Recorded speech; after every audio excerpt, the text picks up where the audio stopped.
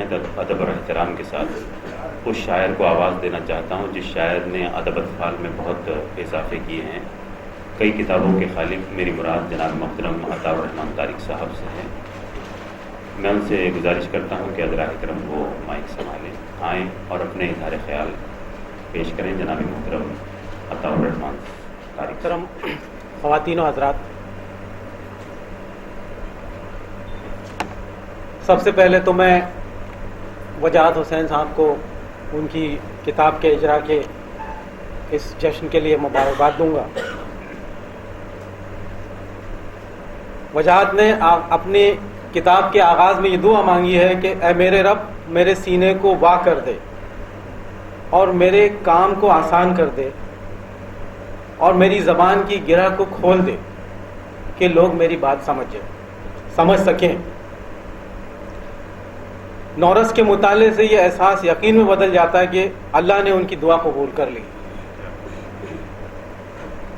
وہ ایک صوفی منش انسان ہیں، انسانیت سے محبت رکھتے ہیں، اپنے بزرگوں اور پیروں کی دعاؤں کے طفیل فخر کی منزل میں ہے.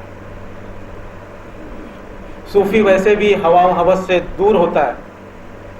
تصوف کا مطلب ہی اپنے اندر کی علائش کو باہر نکال پھینکنا ہوتا ہے. ان کے کلام میں خواہ وہ غزل ہو، گیت ہو، نظم ہو، ربائی ہو، ایک صاف باطن روح جھلکتی نظر آتی ہے. مجھے سن 80 کی اپنی طالب علم کے وہ دور یاد آتا ہے جب یہاں برابر میں رنگ بھون ہال ہوا کرتا تھا جہاں پر ثقافتی پروگرام ہوتے تھے.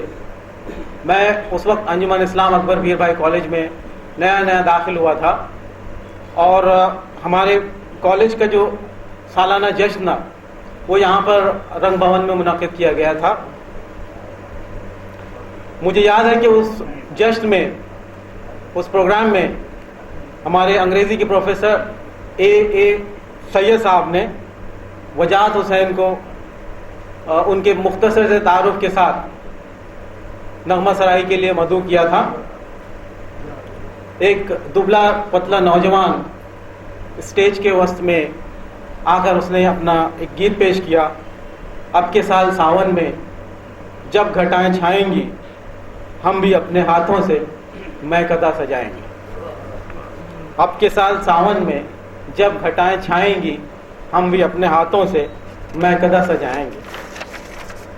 وقت گزر گیا، گانے والے کے خد و خال یادداشت سے محو ہو گئے، لیکن اس کی آواز کانوں میں اب بھی محفوظ ہے.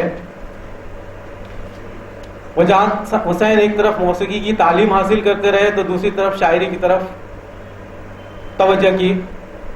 شاعری اور موسیقی کا ساتھ چولی دامن کا ساتھ ہے. خیال الفاظ کا جامہ پہن لیتے ہیں اور الفاظ شعروں میں ڈل کر آواز میں تحلیل ہو جاتے ہیں. برسوں کی ریاضت اور مشق سخن کے بعد وجاہت حسین ایک کامیاب گلوکار اور شاعر بن کر ابھرے. ان کی شاعری میں موسیقی کا پہلو اور موسیقی میں شاعری کا پہلو ہی ان کا تو رہے امتیاز ہے. شاعری میں موسیقی کی روایت نہیں ہے. حضرت امیر خسرو نے شاعری کے ذریعے جہاں زبان کو ترقی دی وہیں راگ راگنیاں بھی ایجاد کی، گائیکی کے نئے انداز وضع کیے، جیسے قول، ترانہ، قلبانہ وغیرہ انہی سے منسوب ہیں. علاوہ ازیں صوفیہ کے ہاں ایک سماع کی روایت ہمیشہ سے رائج رہی ہے. قلی قطب شاہ، واجد علی شاہ،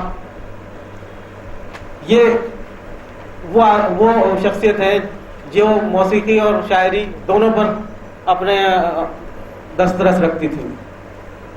جن کلاسیکی شاعروں کے یہاں موسیقی کا انتظام پایا جاتا ہے ان میں غالب، مومن، داغ اور بہادر شاہ ظفر کے نام لیے جا سکتے ہیں. یہ سلسلہ عظمت خان مہکش اترولوی سے ہوتا ہوا اسلم خان اسلم تک پہنچتا ہے اور اب وجاہت حسین اس کے امین ہیں. خدا بھلا کرے ڈاکٹر زویا انصاری کا کہ جنہوں نے وجاہت حسین کو موسیقی کے ریاض کے ساتھ ساتھ مشق سخن کی ترغیب دلائی. پھر گھر کے ماحول نے بھی ایک خاص ڈھنگ سے ان کی ذہنی تربیت کی۔ 80 کے دہائی کے بعد ممبئی کے شعری منظرنامے میں جن شعراء نے اپنی آمد درج کروائی ہے ان میں وجاہت حسین بھی ایک اپنی منفرد پہچان رکھتے ہیں۔ 80 کے دہے میں غزل گائیکی کو بھی مقبولیت حاصل ہو رہی تھی۔ اس افق پر بھی کئی ستارے ابھرے اور ڈوبے۔ وجاہت حسین ایک خاموش لگن کے ساتھ شاعری اور موسیقی کی خدمت کرتے رہے۔ نورس کی شاعری عقیدت اور محبت سے عبارت ہے۔ وجاہت کے فن کا بنیادی وصف ان کی سادگی ہے۔ وہ اپنی بات سیدھے اور سچے الفاظ میں بلا تکلف کہہ دیتے ہیں۔ ان کی شاعری میں اخلاقی قدروں کے زوال کا نوحہ بھی ہے اور ان کی بازیافت پر اصرار بھی، اور یہ احساس فرد اور قوم دونوں سطحوں پر موجود ہے۔ وجاہت کی شاعری کو موسیقی سے اور موسیقی کو شاعری سے الگ کر کے نہیں دیکھا جا سکتا۔ موسیقی میں راگوں کے گانے اور بجانے کے لیے وقت مقرر کیا گیا ہے، جیسے پہلا پہر، دوسرا پہر اور آخری پہر، ان میں گائے جانے والے راگ مخصوص ہوتے ہیں۔ یہ ان راگوں کے موڈ اور تاثیر کی بنا پر ہے۔ شاعری میں اگرچہ یہ انتظام ضروری نہیں ہے، لیکن شاعری کے عمومی مزاج اور لہجے سے یہ تاثر پیدا ہوتا ہے۔ مثال کے طور پر جوش ملیح آبادی کی شاعری میں گھن گرج اور ایک بلند آہنگی پائی جاتی، جس سے چڑھتے ہوئے دن کا تاثر پیدا ہوتا ہے۔ وہیں ناصر کاظمی کی شاعری میں دھیما پن ہے، جس سے ڈھلتی ہوئی شام کا تصور ذہن میں آتا ہے۔ وجاہت حسین کی شاعری پڑھتے ہوئے ایک ہلکی نرم دھوپ کا احساس ہوتا ہے۔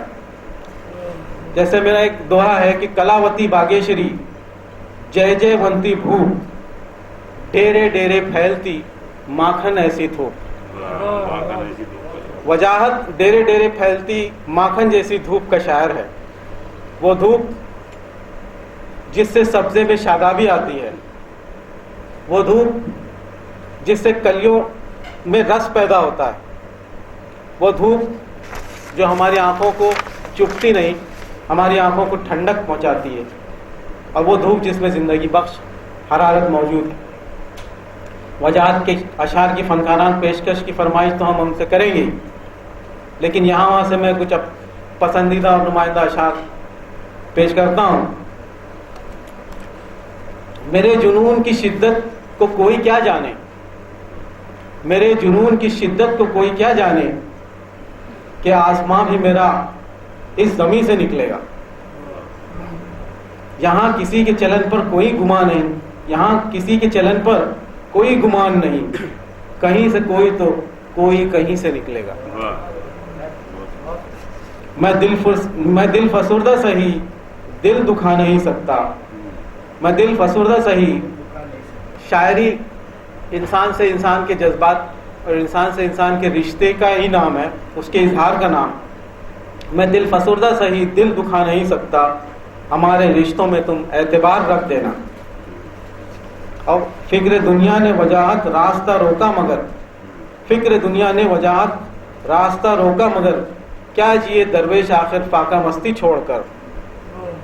یہ کیا ہوا کہ اپنی جڑوں سے اکھڑ گئی، یہ کیا ہوا کہ اپنی جڑوں سے اکھڑ گئی، دنیا میں وہ جو قوم تھی چھتنار کی طرح۔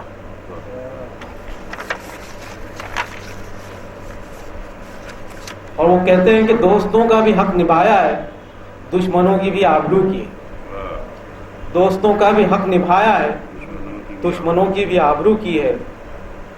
اور شعر اچھے تھے بہت اس کے یہ سچ ہے، لیکن شعر اچھے تھے بہت اس کے یہ سچ ہے، لیکن ان میں کچھ اور نشہ بھر گیا گانے والا۔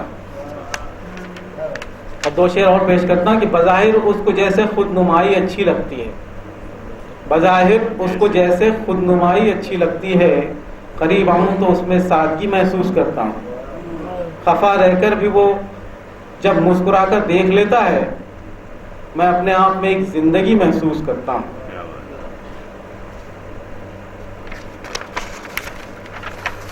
میں دعا گو ہوں کہ ان کی شاعری کا سہاگ قائم و دائم رہے، اور میں دلرنگ اکیڈمی کو بھی مبارکباد دیتا ہوں جس نے اس کتاب کی اشاعت کا ذمہ لیا۔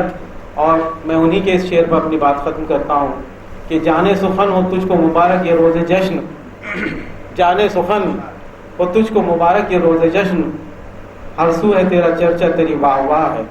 شکریہ.